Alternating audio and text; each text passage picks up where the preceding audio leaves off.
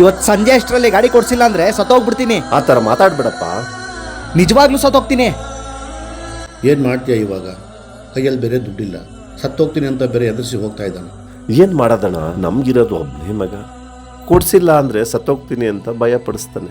ಕೊಡ್ಸಿದ್ರೆ ಏನಾಗ್ತಾನೋ ಅಂತ ಭಯ. ತಂದೆ ಆಗಿ ಕೊಡಿಸ್ಲೇಬೇಕಲ್ಲಣ್ಣ.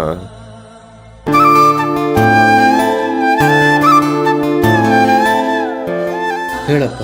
ಡ್ರಿಂಕ್ ಅಂಡ್ ಡ್ರೈವ್ ಅಲ್ಲಿ ಗಾಡಿ ಪೊಲೀಸರು ಹಿಡ್ಕೊಂಡವ್ರೆ. ನಾಳೆ ಕೋರ್ಟ್ಗೆ ಹೋಗಿ ಗಾಡಿ ಬಿಡಿಸ್ಕೊಂಬರಕ್ಕೆ ಹೇಳು ನಿನ್ನ ತಮ್ಮಂಗೆ. ನಾನು ಬೈಕ್ ಟ್ಯಾಕ್ಸಿ ಬುಕ್ ಮಾಡ್ಕೊಂಡು ಬರ್ತಾ ಇದ್ದೀನಿ. ನಿಲ್ಸಿ ಇಲ್ಲೇ. ಎಷ್ಟಾಯ್ತಣ್ಣ? ಅಪ್ಪ ನೀವಾ? ನೀನೇನಪ್ಪ ಬೈಕ್ ಟ್ಯಾಕ್ಸಿ ಓಡಿಸ್ತಾ ಇದೀಯಾ? ನಾನು ಮಾಡ್ತಾ ಇರೋ ಸೆಕ್ಯೂರಿಟಿ ಕೆಲಸದಲ್ಲಿ ಬರೋ 10,000 ರೂಪಾಯಲ್ಲಿ ನಿನ್ನ ಖರ್ಚಿಗೂ ನಿನ್ನ ಪೆಟ್ರೋಲ್ಗೆ ಸಾಕಾಗ್ತಾ ಇಲ್ಲಪ್ಪ. ಬೈಕ್ ಯಾರ್ದಪ್ಪ? ಪಕ್ಕದ ಮನೆ ಮೂರ್ತಿ ಅಂಕಲ್ ಇದ್ದಾರಲ್ಲಪ್ಪ, ಅವರು ಸಂಜೆ ಡ್ಯೂಟಿ ಮುಗಿಸ್ಕೊಂಡು ಬಂದಮೇಲೆ ಅವ್ರ ಗಾಡಿ ಇಸ್ಕೊಂಡು ನೈಟು ನಾನು ಬೈಕ್ ಟ್ಯಾಕ್ಸಿ ಮಾಡ್ತಾ ಇದ್ದೀನಪ್ಪ. ನೀನ್ ಯಾಕಪ್ಪ ಇಷ್ಟೊಂದು ಕಷ್ಟಪಡ್ತಾ ಇದೀಯಾ? ನಿನ್ ಕೇಳೋ ಕೋರಿಕೆಗಳಿಗೆ ತಂದೆ ಆದನು ರಾತ್ರಿ ಎಲ್ಲ ನಿದ್ದೆ ತ್ಯಾಗ ಮಾಡಬೇಕಾಗುತ್ತಪ್ಪ.